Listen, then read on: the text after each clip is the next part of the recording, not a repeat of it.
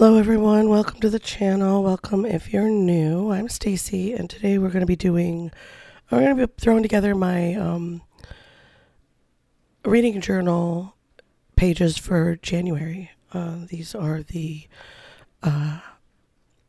decorative page. The first page is purely decorative so that I know it's the month of January, and I want this to be a pretty book.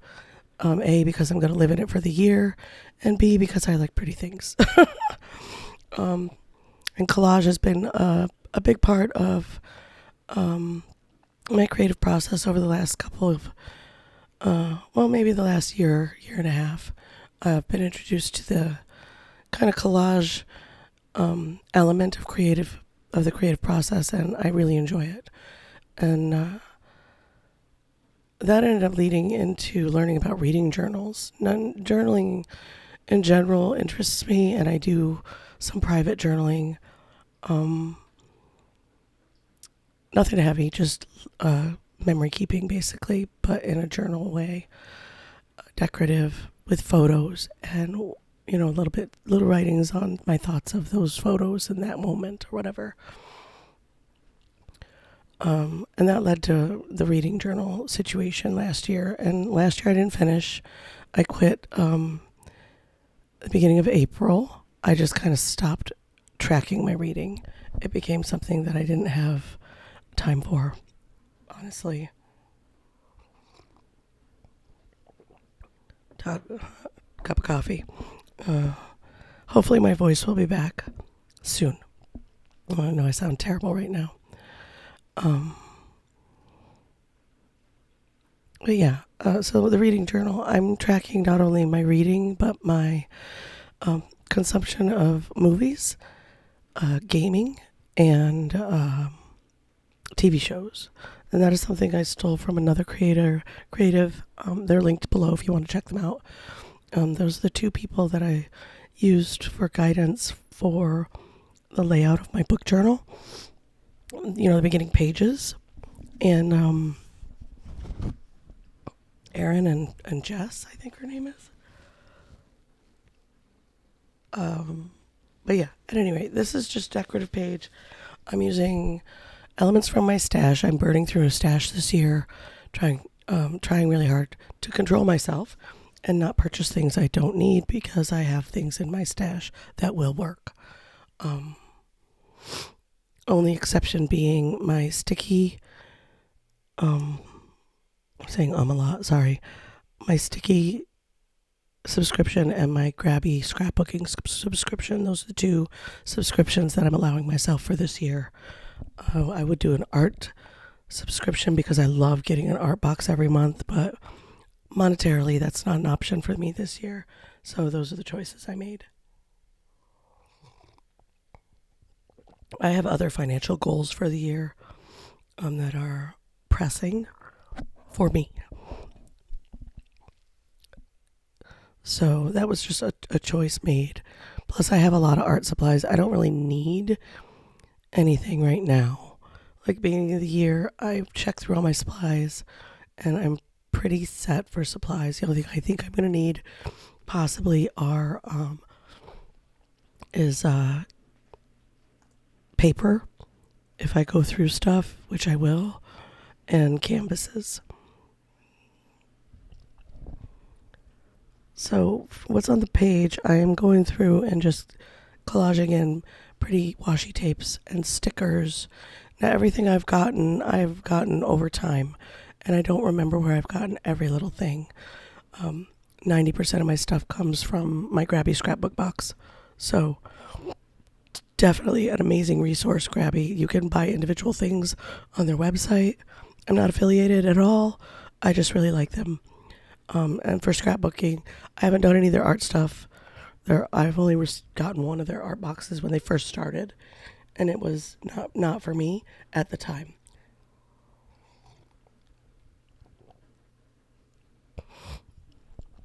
Only because I have artist grade quality stuff right now, and a lot of their stuff is beginner intermediate, mostly beginner, and I don't need a lot of that stuff in my stash at this point. So I stick to the scrapbooking one that I like. If you want an art box that you're thinking about, I can recommend. Currently, the ones that I like the most are Paletful Packs and Sketchbox. Those are my two that I really, really like. After those, I would rate. Is it Sketchbox? Now I have to look. Yeah, Sketchbox. Scrawler Box is another good one. Um, they're if you're U.S. based, they're out of country. Um, so just something to keep in mind. It takes longer to get them, and I'm impatient. So, but they're a good box. And after that, I would go with. This is just my preference for me. So the ones that I've done in the past are Paletful Packs. That's my top pick. Sketchbox after that. And then Scrawler Box after that. And if I could have 3 art boxes all the time, it would be those 3. And then Art Snacks is a nice one, but a bit pricey for me. Definitely great, amazing supplies. I love Art Snacks, but and they actually have, I think, a watercolor box as well. Just something to note if you're a watercolor artist and you want something specific, but I believe that's quarterly, and it's a little more expensive.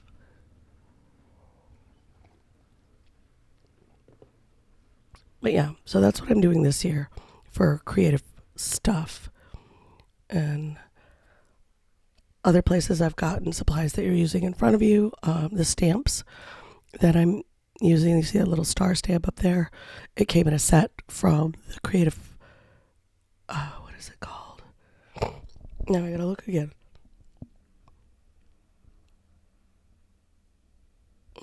I'll link it down below. I can't think of what it is right now. And I don't know what I did with my paper that had it written down on. I lost my notes. And some stuff is from Temu. Some of my tapes and whatnot I've ordered from Temu, or the washi shop is a really good one. And when you get in there and you're ordering, your eyes are going to be like, oh, look at all this pretty stuff. Maybe if you're on a budget, just get one. Just pick one that you would really like to see. And just so you're aware, if you don't know, washi tape, because they come in a set and you get the same design for most of their sets, are PET, which is the clear plastic stickers that are shiny. When you put them down on paper, they shine. And washi tape is a thin paper tape with the same design. It looks a lot lighter, but when you get that sticker down on a white sheet of paper or a light sheet of paper, it does stand out quite nicely. I prefer personally the washi ones. I do use the PET ones because they're beautiful, but for filming and stuff, they can be problematic. I have very bright lights and they are incredibly shiny. So you don't have to get both versions. If you prefer the PET, just get the PET of that design. It's half the dollars. So get 2 designs in PET or 2 designs in washi, or get one set. Examine the set when you get it, see what you do and don't like about it, and then, choose accordingly after that. And that's what I've been doing. That's my decision for this year, is to buy myself either one or the other of a design, washi or PET, generally washi, because it saves me money. I don't have repeat of the same sticker in a format that I'm not going to use, or at least not use as often. And then I'm not hoarding a stash of stuff that I don't really need but is pretty and it's mine. So, consumerism at its best, I guess. I have these really pretty stickers, and I went ahead and used my stash of stamp stickers that was gifted to me from a friend. She had a stash of stuff that she got when her mom passed, and these were in it. She let me go through and pick and choose things that I would use for my bookmaking and collage and whatnot. So that's where I got those from. I have no idea where they came from. And then I'm just layering elements. paper that I got at Hobby Lobby, which is very thin. If you're going to collage in a book, thin paper is the best paper because it doesn't bulk up your book too much. So be mindful of that when you're buying papers to collage and stuff with, especially in a book. They do bulk up pretty quickly. The first section of my book, I used different weights of paper, and it did bulk up considerably right away. So moving forward, because I'm going to be using stickers and different elements for decorative purposes and for the covers of the books that I'm reading and whatnot, it will bulk up a little bit more over the course of the year. So I'm just going to be mindful of what I'm using in the book. I'm putting in a calendar. This is going to be my tracker for the month of books that I'm reading. I have 5 lines for each day because I read multiple books in different formats almost every day. So to see how long it takes me to read a book in whatever format I'm reading. Now, definitely reading a paperback book, a tangible book, hardcover, paperback, doesn't matter, is going to take longer because I'm not listening to it. Audible is the faster because you can listen to it while you're doing other things. And I listen to Audible every day. So I listen to a lot of books throughout the month. And then I have my Kindle, which is also reading with your eyes. It's a different format, so I want to track that as well. Sorry. So yeah, that's what this is. Each line will get assigned a book, and I'm going to use my Tombow markers. They're kind of like highlighters, the light ones, to track the length, the days that I read that particular book. Now,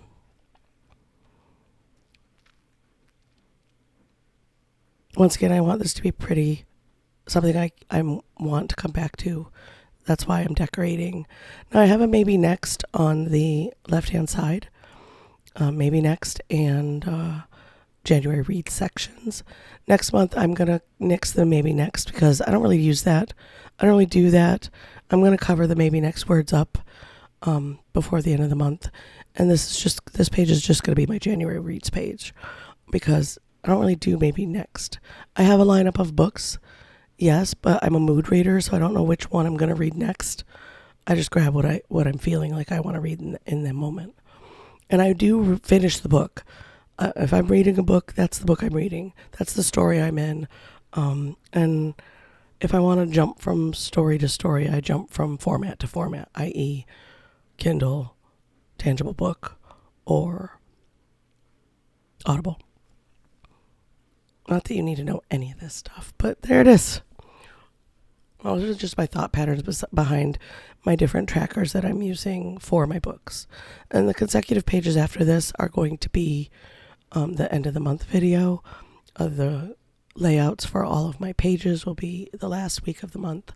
I'm going to do the last Sunday of every month will be all the books I read that month and setting up the trackers for the next month. So that's the schedule for the reading journal moving forward. I know this one's out late because I've been sick and my first week of productivity was shot all to heck because I was sick. And obviously, because you can hear me, I've been pretty miserable. I'm starting to feel a lot better. The last 2 days have been great. But my voice sounds terrible. I have these little paper, they call these die cuts. They're beautiful. They're incredibly delicate. And a lot of the times I don't know what to do with them. So I have a little tiny stash of these very beautiful die cuts. And I'm like, all right, I should use some of these. How am I going to stick them down? Because I don't have one of those glue pens. Those look cool. I'd like to get some of those. But I do have lots of glue, so I'm just going to get through my stash that I have right now.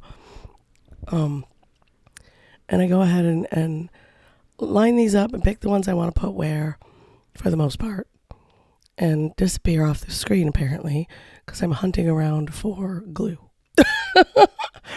What glue do I want to use? What am I going to do? And it's right there on the table. I don't know what I'm doing. Hey, lady, where'd you go? Oh, I might have been having a coughing fit. I had to blow my nose and get some water. But yeah, oh, there it is, coffee. I need coffee. Yeah, I had a coughing fit and I went to blow my nose and now I'm having coffee. I'm all right. Nobody worry. You can see all the things I'm using. The stamp pad I got through Temu. Um, at there, I haven't seen them not available on there somewhere. I like them because they're really pretty. They are gorgeous, and they actually have really nice ink in them. They stamp really nicely. That's what I used for all the stamp stuff that I did throughout the journal so far. Is this ink pad and my other one? I have the lilac purple and the yellow ochre were the two colors I picked to see how they do. And the tins are very nice. They look cool on the table for filming and all that. And I like pretty things, so something that's functional and pretty is really just chef's kiss. So I decided to go ahead and put little dots of glue on the bigger parts and then kind of tap it around to get those delicate edges so that they glue down. And then just pop it down. And instead of rubbing, I'm tapping it down because, once again, very delicate bits and they tear super easy. And I really want to use these throughout, so you'll see them pop up here and there. I have all different kinds. I have doors and fences, and you saw the foliage, and then there's these pretty ones that came in a recent grabby box.